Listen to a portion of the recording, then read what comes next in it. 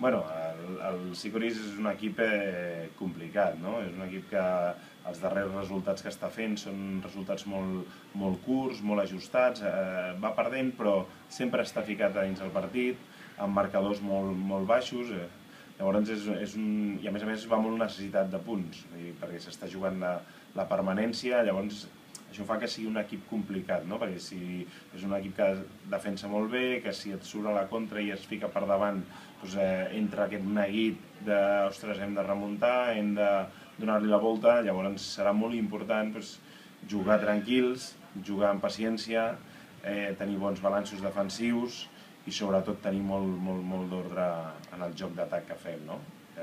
I si a més a nivell defensiu aconseguim recuperar alguna pilota, sobretot a primera línia, i fer alguna transició ràpida, tot això ens ajudarà a fer el partit. Però el més important jo crec que l'equip que estigui amb una actitud positiva, amb una actitud de mirar endavant, de lluitar-ho tot i de córrer al màxim preparats per afrontar un partit molt complicat. La planificació d'aquesta setmana tot va encaminat en estar el millor possible de cara al dissabte, no? Vull dir, jo crec que el partit de la Copa és un factor que ja analitzarem un cop acabem el partit i a veure com hem acabat i si podem dosificar jugadors o no,